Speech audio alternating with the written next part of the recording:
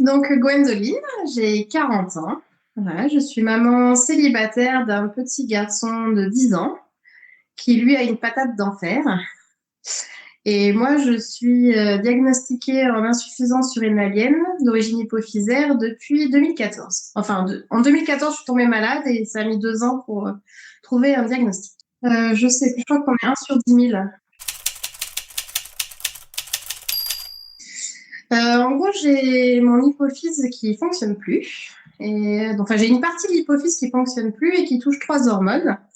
Donc, la prolactine, l'hormone de croissance et le cortisol. Donc, la prolactine, ça fait juste que je peux pas avoir d'enfant, mais ça, c'est pas un problème, c'était pas au programme.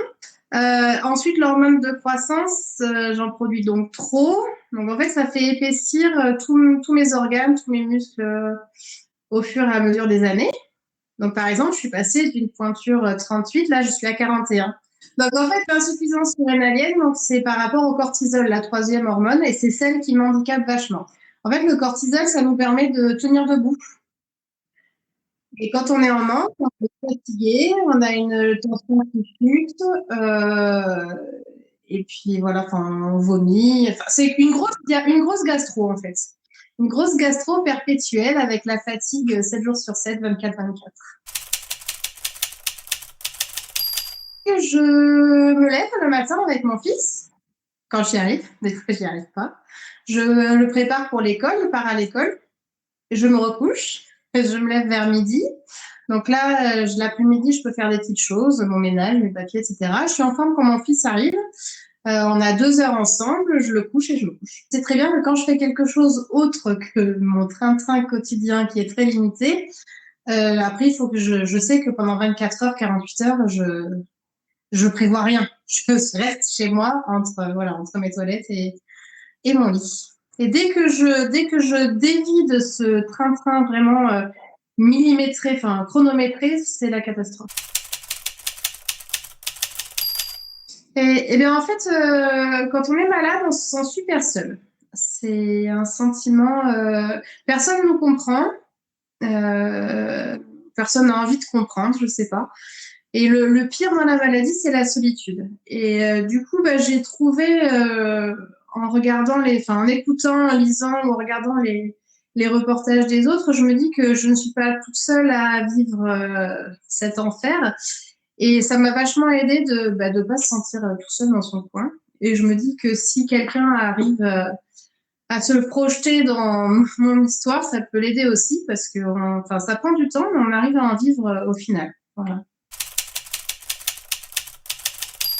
Que je suis sur un groupe d'insuffisance surrénalienne et de maladie d'Addison. Et c'est là-dessus vraiment que j'ai trouvé. Je suis arrivée sur le groupe quand j'étais au plus bas, donc voilà, j'avais pas trop de morale. Et c'est vrai on arrive à se remotiver en fait ensemble, à se dire que, toujours quelqu'un pour nous donner une petite pensée positive. Et après, donc j'ai découvert le groupe des EWEN et j'y suis allée quelques fois en fait quand j'avais pas le moral. Et c'est bien de lire les choses, mais de voir des têtes de gens, de voir des têtes de gens qui sourient, ça rend encore plus la chose plus humaine et ça m'a aidé aussi. Donc si je peux aider quelqu'un en retour, voilà, ça sera ça de prix. Je ne travaille plus.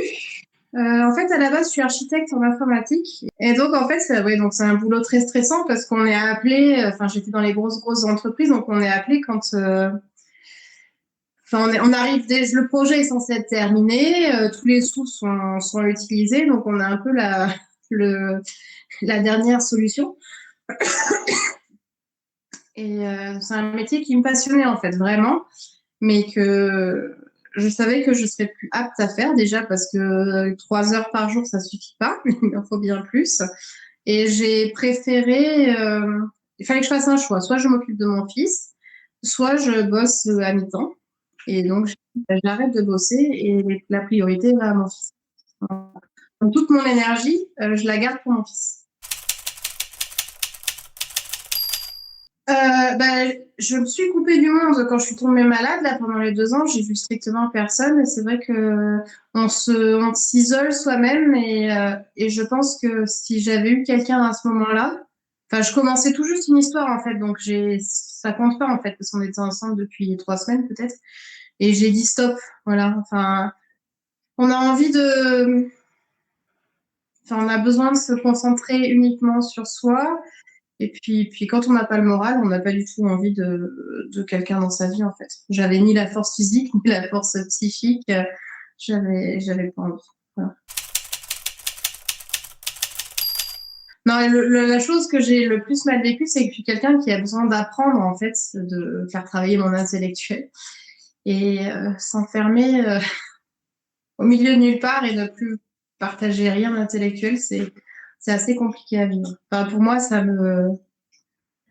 je sens qu'il manque quelque chose dans ma vie, quoi. J'ai l'impression de régresser, de devenir bête. Et c'est pour ça que je me suis mis, je t'ai dit la dernière fois, au savon et donc fabrication des savons à froid, donc à partir de la soude et des huiles. Et je suis à fond dedans en ce moment pour essayer d'apprendre des choses. Mais c'est hyper technique en fait tout ça, donc hyper vaste, donc ça me permet d'apprendre plein de choses tous les jours. Voilà, donc je m'ennuie jamais.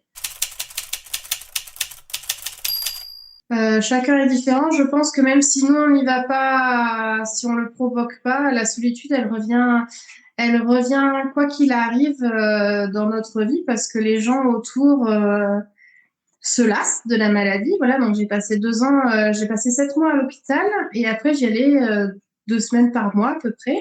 Donc tout ça, ça a duré 2 ans. Et donc la première hospitalisation, ben, ils viennent, hein, ils apportent des chocolats, des choses comme ça. La deuxième, ben, il y en a la moitié qui vient. Et puis à partir de la troisième, il y en a un qui passe une fois dans l'hospitalisation, une petite heure, quoi. Donc moi, ça s'est refermé petit à petit. Et puis c'est vrai que j'ai pas cherché à... Déjà, je ne comprenais pas ma maladie puisque je ne savais pas ce que j'avais. Et les gens, non, Donc, je sais pas comment les autres l'ont vécu, mais c'est vrai je pense que soit on s'y met tout seul, voilà, on a envie de se débrouiller par soi-même. Donc ça, c'était un peu mon cas parce que je suis quelqu'un je vais vers les autres que si je vais bien, en fait. Quand je suis pas bien, je reste toute seule dans mon coin. Et puis après, je l'ai très bien vu, les gens, même mes amis proches, enfin, voilà, se lassent et on aura le bol enfin, de quelqu'un qui est malade, quoi. Voilà. Ben, j'ai eu une psy qui était formidable. Je suis pas sortie toute seule, hein. Je suis pas sortie toute seule. Il a fallu que j'accepte la maladie, donc ça a pris du temps. Euh, enfin, il a fallu que j'accepte le fait qu'on ne puisse pas me dire pourquoi j'étais malade. Voilà, j'ai mon hypophyse qui déconne, mais on ne sait pas pourquoi. Et ça, j'ai mis très longtemps à l'accepter.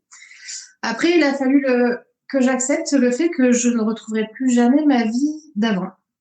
Je dois avoir 30% de mes capacités d'avant, à peu près, ou peut-être 40 dans les beaux jours, mais enfin, et ça, je le retrouverai jamais. Et il a fallu le temps que ça s'intègre.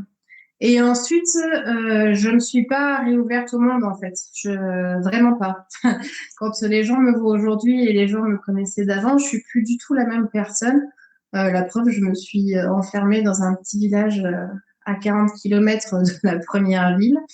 Je passe mes journées avec une copine que j'ai rencontrée via les chats, qui est autiste.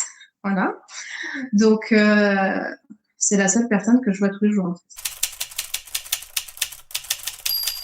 Donc, j'ai toujours aimé les animaux, mais les chats m'ont apporté un apaisement que je ne trouvais pas, que je trouvais nulle part. Euh, les chats, ils sont là même quand on passe sa nuit accroupis sur la cuvette des chiottes. Ils sont avec nous en fait, ils ronronnent, ils sont à côté de nous et puis ce que ça dure 5 minutes ou 6 heures pour eux, ils sont tout le temps là en fait. Et ça, chez les humains, ça ne se trouve pas. Et du coup, j'ai trouvé avec les chats une sorte voilà, d'apaisement, je sais pas, de vie plus zen, plus sereine. Et en fait, ma copine, donc, qui était éleveuse déjà avant, m'a prêté des femelles avec leur bébé d'abord. Et puis, je me suis rendu compte que bah, ça occupe pas mal ses journées.